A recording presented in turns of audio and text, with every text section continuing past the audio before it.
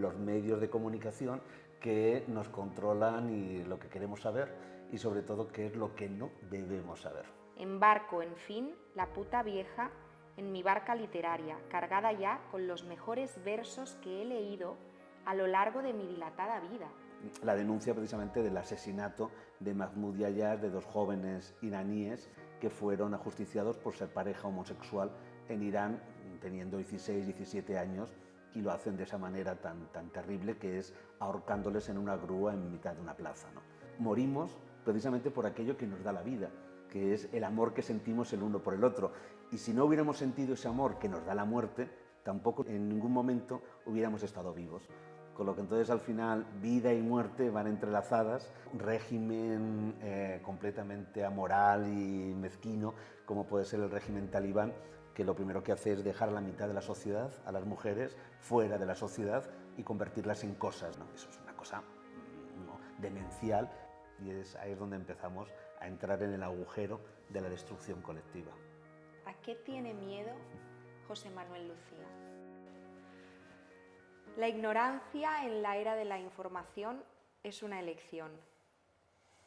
¿Crees que sí? Bueno, es una elección o una imposición, porque ¿qué es lo que nos están consiguiendo en esta era de tanta información? Que cada vez estemos menos informados, o por lo menos que la información sea tanta que tengamos menos conocimiento, y cuanto menos conocimiento tengamos, más posibilidad hay de manipularnos, ¿no? Así que el poder siempre le interesa la manipulación, y bueno, con mucha o con poca información. ¿Por eso el poder ha estado siempre tan vinculado a los medios? Bueno, efectivamente, quizás a lo mejor el poder no solamente vinculado, sino que los han creado. Es la manera de llegar a la gente. Claro, y también de controlar. ¿Qué es lo que había antes? Antes había muy pocos medios y además había la posibilidad de una pirámide. O sea, solamente los de arriba podían estar controlando todo lo que en un momento llegaba a los de abajo. Cuando hay la explosión de Internet y de pronto parece que la información va a ser horizontal, bueno, pues ¿cuál es la táctica? Vamos a llenar todo de información que sea abrumadora, de tal manera que se van creando montañitas. Y esas montañitas son otra vez los medios de comunicación que nos controlan y lo que queremos saber y sobre todo qué es lo que no debemos saber. Josema, tu biografía es imposible a nivel académico y laboral, es imposible sintetizarla en 4 líneas o en un espacio, en un podcast tan pequeño, porque yo realmente te admiro. Oye, muchas gracias. Admiro todo lo que tienes aquí. No tiene tampoco mucho mérito, es ya también una cuestión de edad. Ya cuando uno tiene 55 años sí que ya... tiene mérito, sí tiene mérito toda tu trayectoria profesional. Tu biografía es, bueno, abruma a cualquiera. Sí, bueno, sobre todo porque empecé muy joven. O sea, es verdad que realmente, pues eso, a lo mejor en un momento en donde todas las carreras profesionales, sobre todo en humanidades, se hacen muy tardías, pues claro, yo soy catedrático a los 40 años, empiezo a ser presidente de asociaciones con 30 años, entonces, bueno, realmente voy acumulando, digamos, experiencias desde muy joven y eso hace que también al final, pues a veces cuando empiezan a decir los títulos, pues parece casi un acordeón claro, es que es de todo lo que aparece, ¿no? Que hay que dar, es tantísima la información que hay que dar de ti y de tu carrera que yo he tenido que apoyarme en esto para poder recordar los títulos, por ejemplo, de todas tus obras o todos tus cargos actuales y pasados, ¿no? Porque actualmente eres presidente de la sección de literatura en el Ateneo de Madrid, por ejemplo. Sí, eso es lo último, digamos, que sí, que me tiene además encantado de poder participar en una institución cultural, bueno, seguramente de las más antiguas que hay en España, pues son 200 años. Celebramos ya en el 2020 los 200 años del Ateneo. Entonces, ¿Y en qué consiste tu cometido como presidente en el Ateneo? Bueno, nosotros, digamos, lo que son las actividades del Ateneo, en este caso el Ateneo de Madrid, se organiza a partir de 24 secciones, que son temáticas. Y bueno, una de ellas es la sección de literatura. Yo soy el presidente y entonces con un equipo, que somos 6 personas que llevamos un poco la junta directiva de literatura, hacemos la programación. O sea, todo lo que es la programación de literatura la tenemos que organizar nosotros. y bueno, el Ateneo ha pasado unos años de, digamos, de un poco de incomunicación con la sociedad. Había, digamos, muy poca relación, en realidad, con el mundo cultural y literario de Madrid. Y entonces, bueno, lo que estamos ahora es en un proceso también maravilloso de recuperar esos puentes y lanzar lazos para que los escritores entiendan que el Ateneo, en el centro de Madrid, estamos en la Plaza de las Cortes, o sea, no podemos estar más céntricos, una institución de 200 años en donde han pasado todos los intelectuales y escritores de España, que vuelva a ser también otra vez el lugar de la palabra, la casa de la palabra, y que ahí cualquier escritor, sea de la edad que sea, del género que sea, entienda que esa sea su casa, ¿no? Pero tu trayectoria profesional ha estado muy vinculada a Cervantes. Sí. Después de licenciarte en Filología Románica en la Universidad Complutense de Madrid, te derivaste mucho tu carrera o te especializaste mucho en toda lo que es el cervantismo, ¿no? Sí. Bueno, en realidad, la verdad es que luego ya uno hace, digamos, la vista atrás y todo parece que tiene su lógica, ¿no? Claro, cuando lo va viviendo, bueno, te pasa a ti también profesionalmente, vas tomando decisiones y, bueno, pues es la decisión que has tomado y al final tienes que seguir adelante, ¿no? Porque yo en realidad mi especialidad es, como decías, la filología románica, que es la literatura y la lengua medieval. O sea, todo lo que es el ámbito medieval en donde hay una unidad en Europa, que es lo que llamamos la Romania, ¿no? Y sobre todo los libros de caballerías, bueno, todo lo que es la leyenda del rey Arturo, Lanzarote del Lago, la reina Ginebra, todo ese mundo maravilloso artúrico que me lleva a la parte española o a la parte castellana, que es el Amadís de Gaula, de ahí a los libros de caballerías, de ahí a lo que leía Don Quijote, y de pronto se vuelve el aventurero que quiere recuperar esa época, y de ahí al final termino al autor que ha escrito el Quijote, que es Cervantes, ¿no? Entonces, así contado, parece que tiene mucha lógica, que cuando uno tiene 20 años ya se proyecta hacia un ideal que es yo voy a terminar con Cervantes, pero yo con 20 años, bueno, en realidad yo lo que quería dedicarme al estudio de la poesía contemporánea y he terminado siendo especialista de Cervantes y escribiendo poesía, pero nada más, ¿no? Y además una de las personas que más saben del mundo de Cervantes. Bueno, intento. Porque Sí, yo, rescatando unas palabras de Luis María Ansón, dice: primer nombre de la historia del cervantismo español, dice de ti. Estoy asombrado por la sagacidad de los juicios de José Manuel Lucía, por sus análisis certeros, por el arsenal de datos que aporta, muchos de ellos inéditos, por la erudición constructiva y sin petulancias que exhibe. Sí. La verdad que estoy... Nada se ha escrito, al menos que yo conozca, con tanto rigor en la investigación, con tanta calidad literaria. ¿Cómo se te queda el cuerpo cuando una persona como Luis María Ansón, de verdad, una eminencia como Luis María Ansón, totalmente, te dedica a esas palabras? Pero a mí las que más me emocionan son estas. Desgarrado por una profunda emoción, termino la lectura de este poema que vale por todo el libro. José Manuel Lucía, que está a la cabeza del cervantismo español, es un poeta considerable. Tiene el poeta grandes aciertos y algunas desigualdades, pero en su obra lírica se refleja la sensibilidad del escritor por las más avanzadas vanguardias, las construcciones más audaces, el sentido eterno del verso liminar. Ni tópicos, ni lugares comunes, ni rimas consonantes, musicalidad interior y sentimiento abisal. Y en medio de tantas descargas líricas, de tantas emociones contenidas, de tantas controvertidas tendencias, surge de pronto un poema soberbio que deja conmocionado al lector por su belleza y profundidad. Embarco, en fin, la puta vieja en mi barca literaria, cargada ya con los mejores versos que he leído a lo largo de mi dilatada vida. Ni más ni menos, ¿eh? Los mejores versos que he leído. Sí. Luis María Ansón. Imagínate además una persona que tiene una memoria prodigiosa, y que es capaz, ha leído. y que ha leído y se acuerda y es capaz de recitarte poemas de Lorca, poemas de Cernuda, poemas de José Hierro, bueno, de tantos poetas a los que ha tratado y admirado y realmente vivido, ¿no? Y que de pronto, además, lo hace Luis María Ansón con la libertad que le da precisamente el lugar que ocupa, que no tiene que en un momento dado escribir eso para hacerme la pelota o hacer cualquier cosa, sino porque realmente le sale del corazón. Claro, desde una posición como la que tiene, que no tiene que agradar a nadie, porque ya tiene hecha su carrera, su trayectoria, que diga esas palabras de ti, ¿cómo se te queda el cuerpo Pues cuando totalmente. lees eso? Sí, Porque sí. yo hasta me trabo.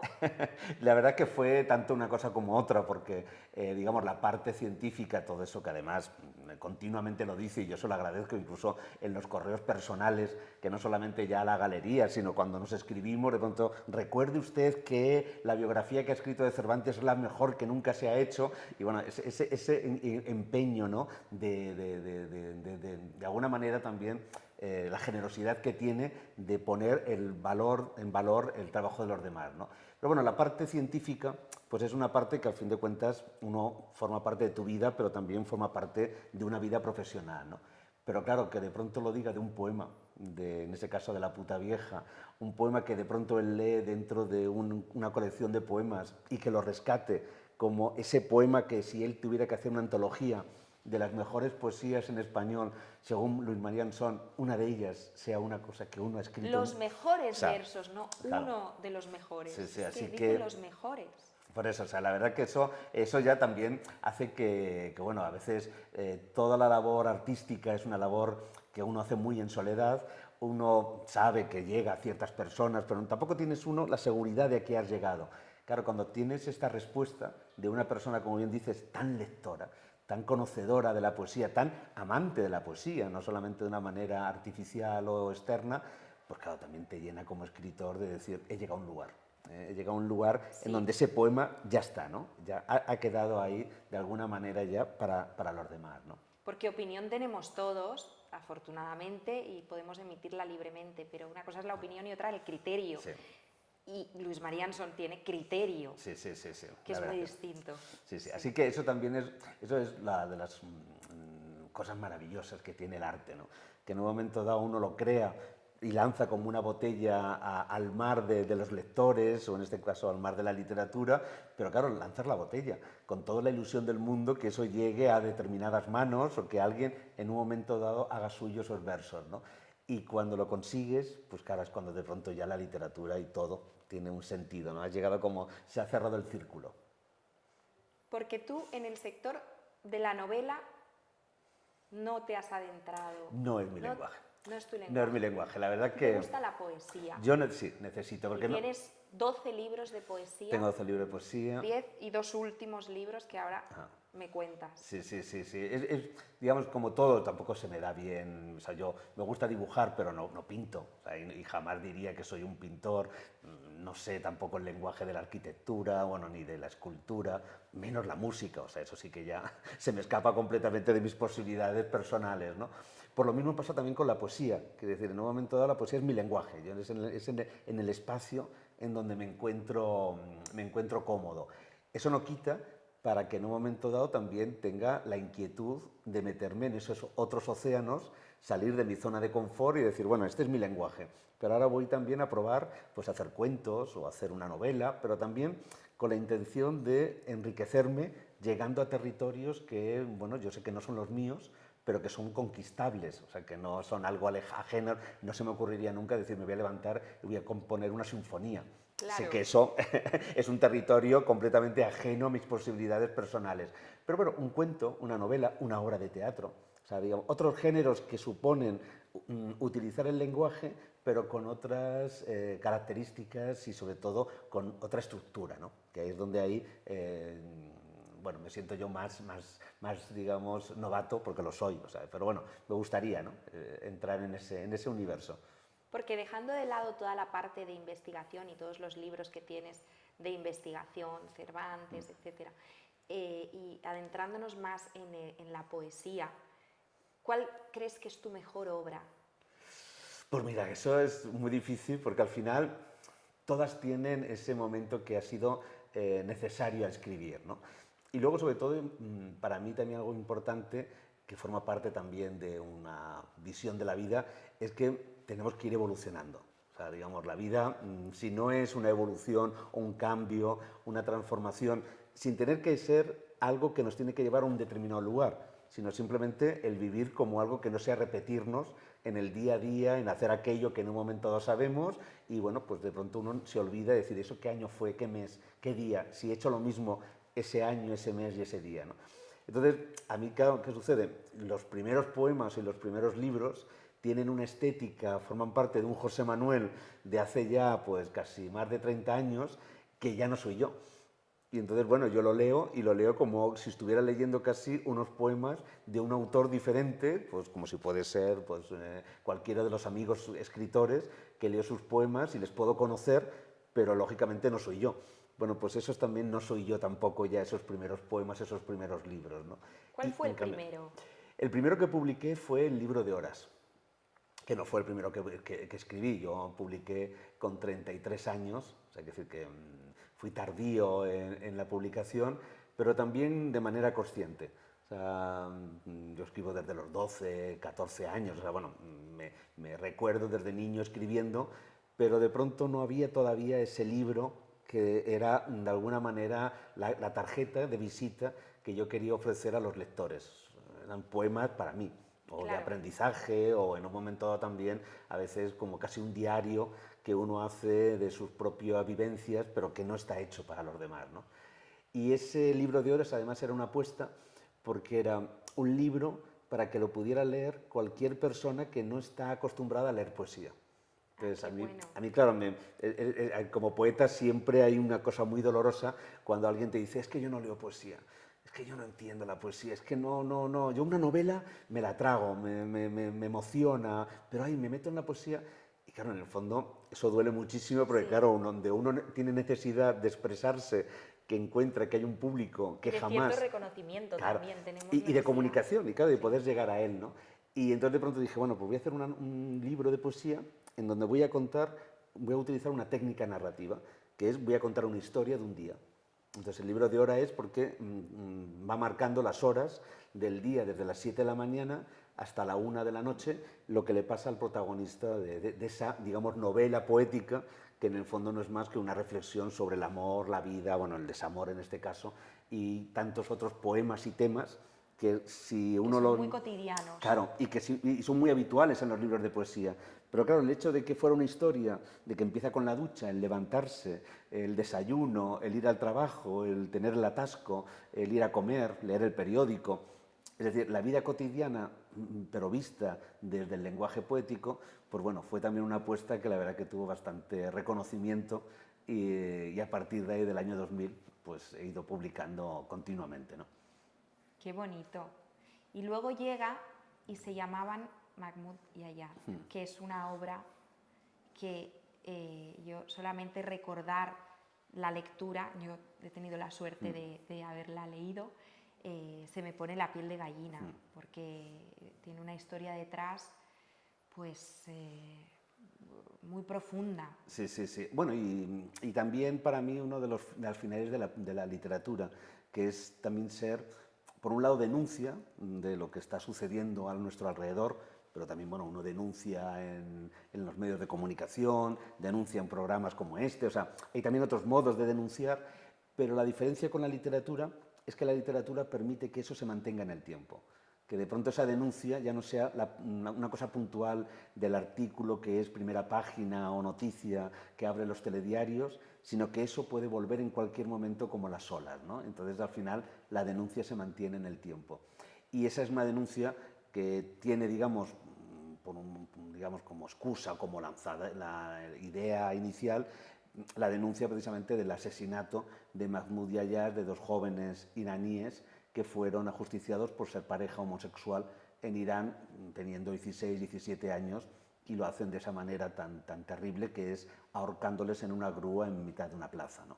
Entonces, bueno, esas imágenes de los dos chavales ahorcados que aparecieron en la prensa mundial en el 2005, pues de pronto a mí me aparecieron en el 2008 y a partir de ahí se convirtieron en una obsesión y tuve que escribir de ellos, pero sobre todo lo que quería también era contar su historia de amor.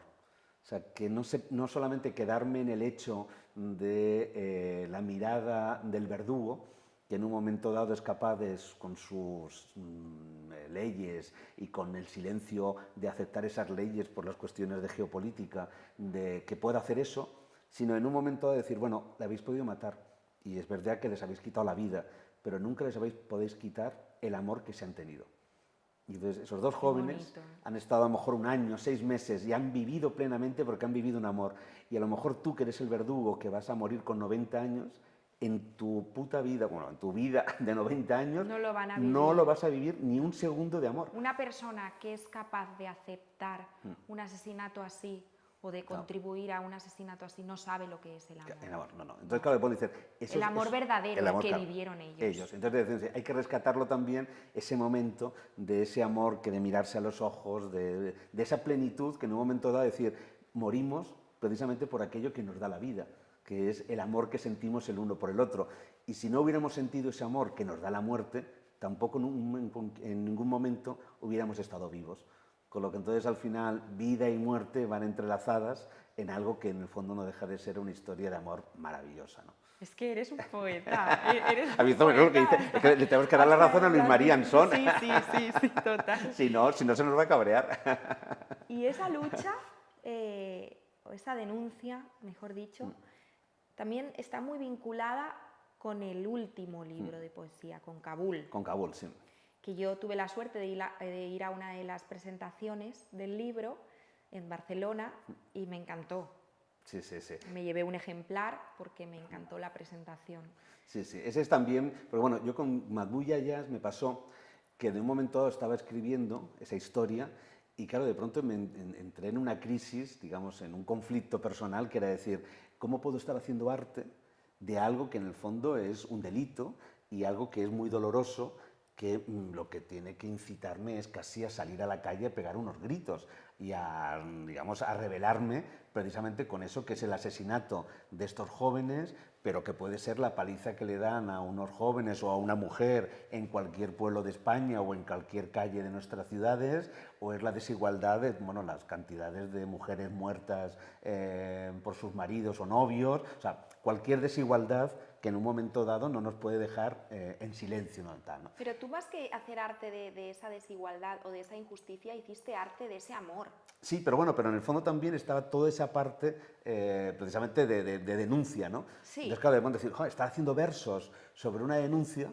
Y entonces me acuerdo que con un amigo, José Ramón Fernández, que es un dramaturgo maravilloso, pues de pronto yo estaba bloqueado, porque me ponía a escribir y había algo dentro de mí que decía, no puedes escribir, tienes que salir a la calle a gritar, o sea, lo que tienes que hacer es realmente denunciar lo que está sucediendo, ¿no? Esto y todas las desigualdades, ¿no?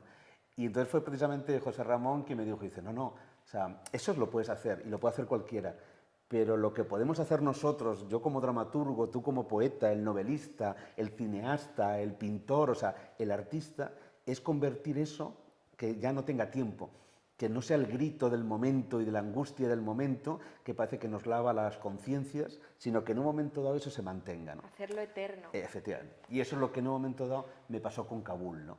Kabul, cuando el 15 de agosto del 2021, pues todos abrimos el telediario, se abrieron los telediarios, abrimos el periódico, las redes sociales, cualquier información, era una barbaridad de la llegada de los talibanes, que era como decir, ¿cómo es posible que después de 20 años de todo el trabajo que se ha hecho para crear otro tipo de sociedad, puedan llegar los talibanes y que no tener nada de resistencia? Y a partir de ese momento fue la gran huida de la gente que intentaba abandonar Kabul, porque estaban tocados la mayoría por haber participado en esa construcción de ese nuevo país. Y entonces de pronto yo sabía que eso, como todos, iba en ese momento a abrir telediarios, iba a ser la noticia que iba a llenar además un verano en donde todos sabemos que no hay noticias en los medios de comunicación, pero que después nos íbamos a olvidar porque iba a haber otro conflicto, por ejemplo la guerra de Ucrania, o en un momento dado por los conflictos lamentablemente muy caseros que terminan siendo también tan importantes como estas grandes desigualdades que hay en el mundo, ¿no? Y entonces de pronto, sin querer, ese es un libro que no lo pensé, empecé a tomar notas y en realidad esas notas eran versos y de pronto me di cuenta que estaba haciendo una crónica poética de todo lo que estaba pasando en el momento en el que estaba pasando. No es un libro que de pronto esté recordando aquello que pasó hace tanto tiempo, un año, lo que sea, sino en el momento que estaba pasando, sabiendo que el 31 de agosto se iba a ir el último militar norteamericano y que al final les íbamos a abandonar a los pobres, la sociedad afgana, a su suerte, como en un momento dado se la había abandonado en otras épocas, ¿no? Me impactó muchísimo el poema que escribes a tu amiga Sara. a la profesora española que estaba trabajando en la facultad de Kabul. Sí, sí, porque claro, se fueron los militares, pero claro, se quedó la gente y mucha de esa gente tuvo que continuar y pudo continuar haciendo una labor de supervivencia, no una labor de vida cotidiana, una labor de vida normal, sino de supervivencia dentro de ese poco a poco régimen completamente amoral y mezquino, como puede ser el régimen talibán, que lo primero que hace es dejar a la mitad de la sociedad, a las mujeres, fuera de la sociedad y convertirlas en cosas, en objetos manipulables precisamente por los hombres, ¿no? No podían salir a la calle si no eran acompañadas de un hombre, o sea, que fuera responsable de ellas, marido, padre o hermano. Sí. Claro, y si no tienes marido y no tienes padre y no tienes hermano, no puedes pisar salir, la calle. No puedes salir, no puedes estar sola en la calle, no puedes en un momento que lógicamente tienes que ir con el burka, no puedes enseñar, digamos, nada que ellos puedan entender que estás enseñando un tobillo, estás enseñando cualquier elemento de personalización de mujer, porque en el fondo esa idea de que automáticamente por ley, y eso además una ley religiosa y por tanto inapelable, que es lo que hay, tú no eres nada. Tú como mujer automáticamente te conviertes en una cosa e incluso en un ámbito campesino, un caballo o un animal que sirve para la agricultura tiene más valor económico y afectivo incluso que una mujer que simplemente es el objeto que sirve para cuidar la casa, para en un momento dado darle las palizas que consideres oportuno para desahogarte y lógicamente para procrear hijos, para seguir en un momento dado manteniendo el régimen, ¿no? Eso es una cosa demencial que puede existir y que además sabemos que existe y hoy en día. Y que existe hoy en día y que existe y que no pasa nada. Porque lógicamente seguimos haciendo, los gobiernos capitalistas y los gobiernos occidentales siguen haciendo negocios con Kabul, cuando les interesa además estratégicamente pues miran para otro lado y de pronto hay una situación tremenda de una sociedad completamente sin posibilidad de futuro, porque si a una niña le quitas la educación, le quitas poner las bases para luego en un momento desarrollarse. Tomar decisiones, elegir por sí misma. Tener una independencia económica. Exactamente, o sea, y pensamiento propio. Porque, por ejemplo, yo he leído la Biblia, pero no he leído el Corán. Eso lo dice el Corán, no tiene nada que ver con la práctica religiosa de los talibanes. Nada. O sea, los talibanes además es como una, digamos, una pequeña secta, pequeña en el sentido de pocos en cantidad frente a lo que es el Islam, que lógicamente tiene millones y millones en todo el mundo, una pequeña secta, pero que no tiene más de 40 años. O sea, que no es tampoco una secta que hunde sus raíces en una época antigua, no, es una secta que llega a una exageración de determinados dogmas, en donde lógicamente coloca al hombre en un lugar determinado, además un hombre barbudo, es decir, que por ejemplo, imagínate en esa sociedad un chaval que sea barbilampiño, pero simplemente por una cuestión física, o sea, que en un momento dado no le crezca la barba, automáticamente sería castigado porque no es lo suficientemente hombre, o Dios en un momento dado, o Alá en este momento, le ha castigado para que no sea lo suficientemente hombre y por tanto no puede entrar en la sociedad. Por eso todos van con barba en un momento dado, en esa exaltación, digamos, de un determinado imagen. Pero yo no sabía que solo 40 años, 40 es decir, años. No es una religión se le pueda perdonar algún tipo de radicalismo porque tenga miles y miles de años de historia y haya sido creada o formulada en otro contexto histórico muy distinto. Es una religión que tiene 40 años. 40 años, es una secta. Una secta, una mentalidad. Sí, digamos, una escisión del Islam, que 40 años. El problema es que el poder en ese tipo de sociedades lo tienen los líderes religiosos. Claro, sigue mezclado. O sea, digamos, pero sigue mezclado como nosotros lo teníamos antes. O sea, nosotros cuando hablamos de la Inquisición o hablamos, digamos, de otras épocas, hace 400 años, la religión católica era una religión también en donde religión y política estaban estrechamente ligados. Sí. Al rey lo nombraba Dios. O sea, quiere decir, el emperador era nombrado por Dios. Entonces, claro, eso era una manera de que tenía la religión de controlar la política y que, lógicamente, estaba entrelazado. Si ya me chirría hace 400 años, imagínate ahora. Impresionante. Sí. Y Josema, a nivel cultural,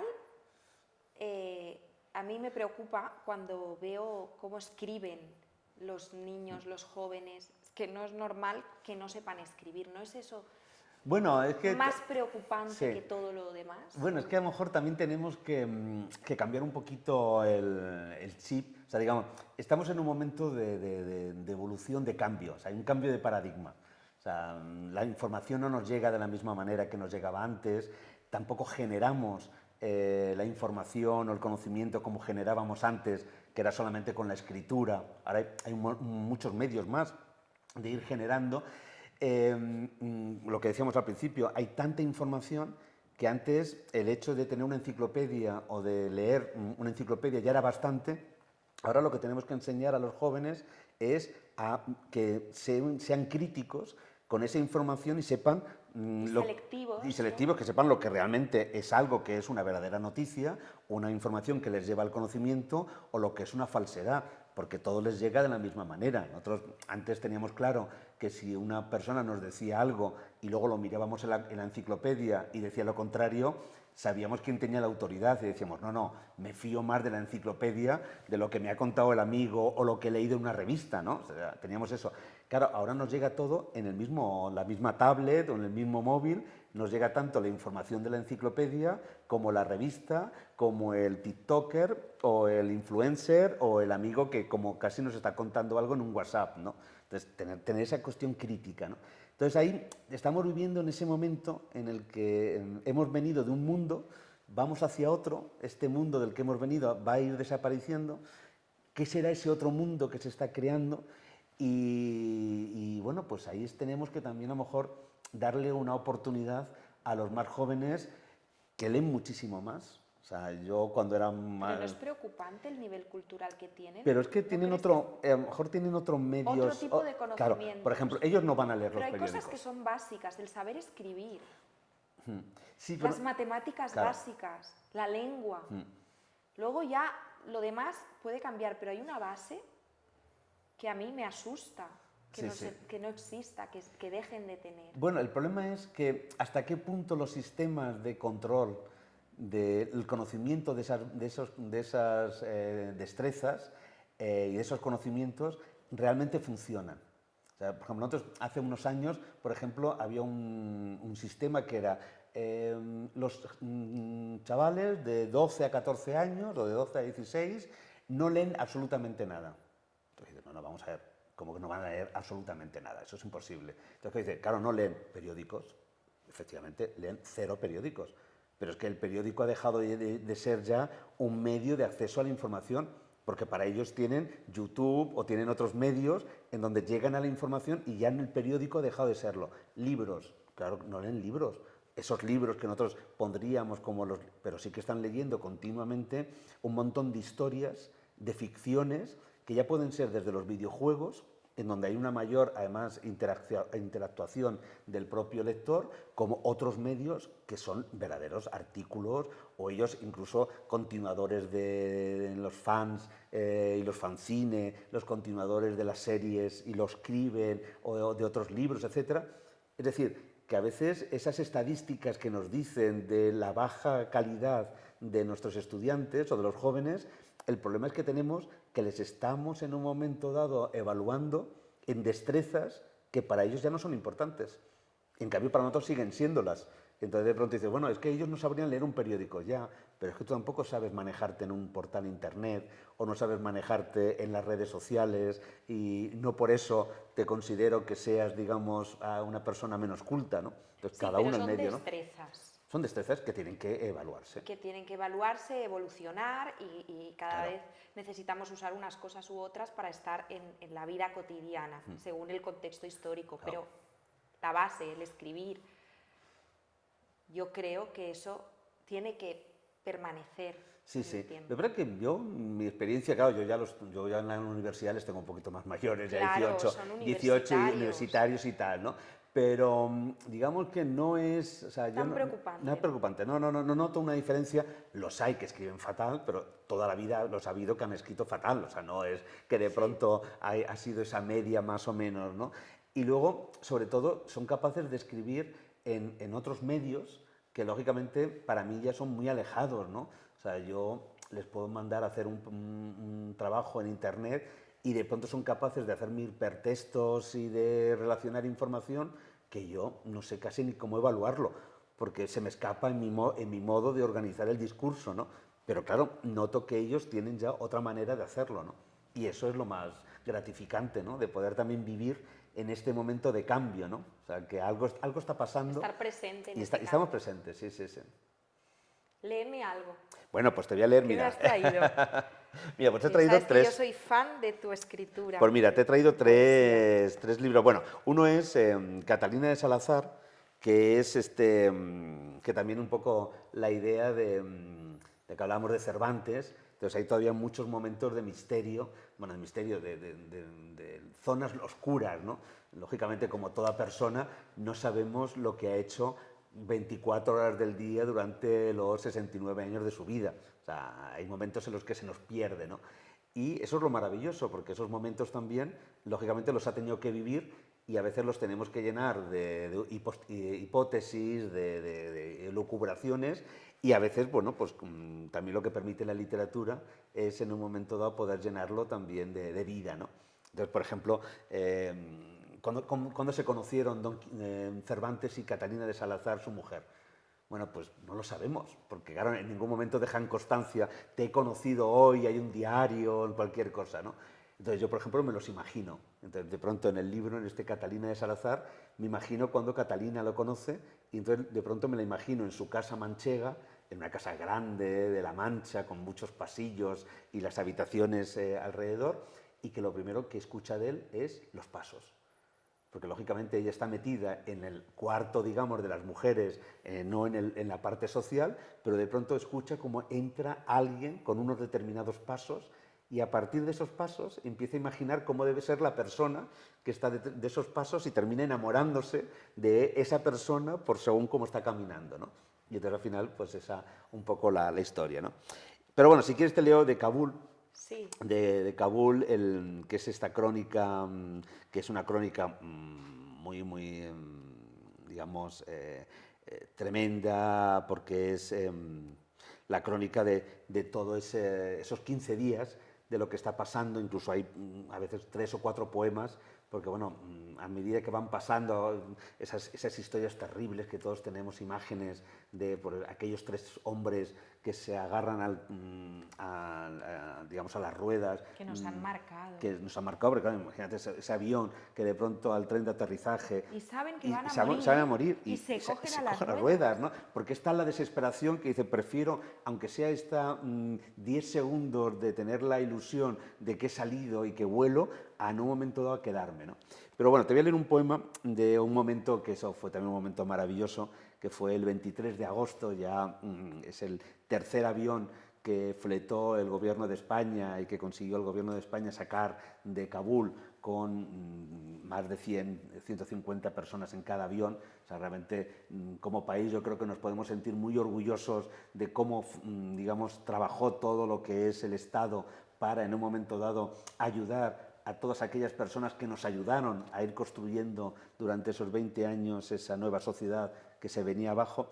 Y el 23 de agosto, en ese tercer avión, de pronto una imagen que también abrieron todos los telediarios, que fue el abrazo que se dio la militar española que estaba esperando la llegada en Torrejón de Ardoz del tercer avión y de los refugiados, y una de las mujeres afganas que de pronto se vieron y de pronto se dieron un abrazo.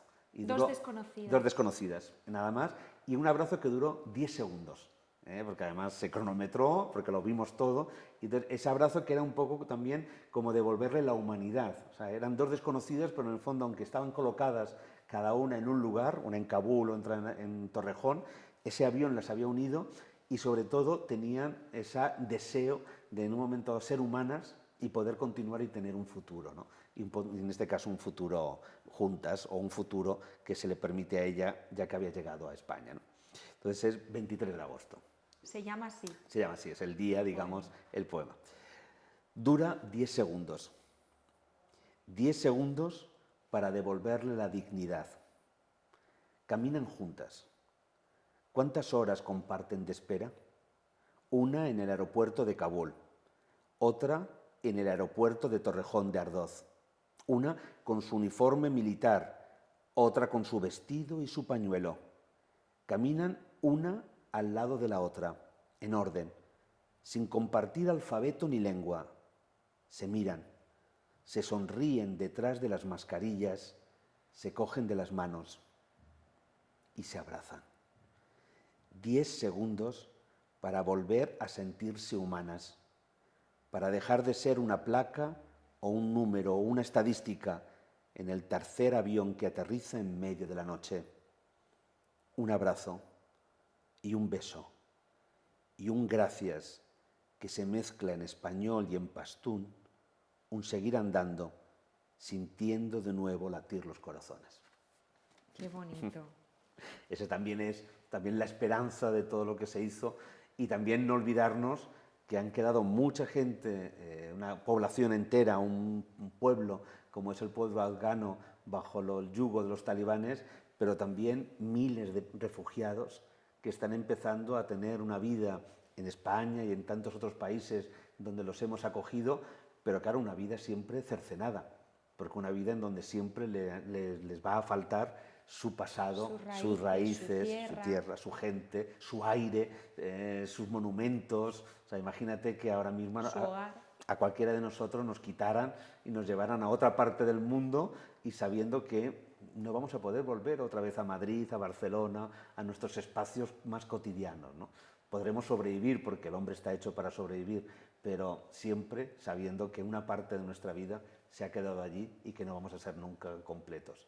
Por eso hay que apoyarles al máximo y no olvidarnos de ellos, porque precisamente, aunque sea eso, un abrazo, una sonrisa, un estar con ellos... Haces un poquito más feliz a una persona. Total. Y solo tienes que tratarla con algo de cariño. Ya está. Porque no sabes el día que ha tenido.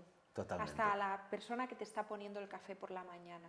Sí, sí. No porque cuesta al final nada. Es la dignidad. Qué guapa estás hoy. Claro, ya está. Y con eso ya, porque le estás devolviendo, la humanidad deja de ser, volvemos a lo mismo, siempre lo mismo, deja de ser una cosa.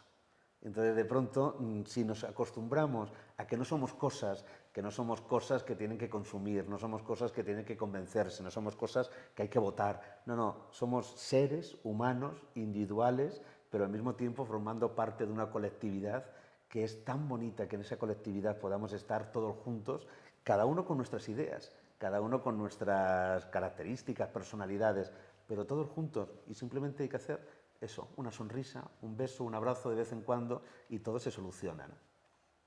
Y para terminar, ¿a qué tiene miedo José Manuel Lucía? Pues tengo miedo a que eso que es la oscuridad, y por tanto el individualismo, el pensar que si yo me salvo me da lo mismo que pueda pasar a los demás, se convierta en parte esencial de nuestra sociedad. Ese es mi miedo, que en un momento dado seamos tan individuales que nos creamos únicos y que solamente con salvarse uno se salvan todos. Y ahí es donde empezamos a entrar en el agujero de la destrucción colectiva. Qué bonito. Gracias. Nada. ¿Ves, Cobito, los besos? ¿A que ha sido un...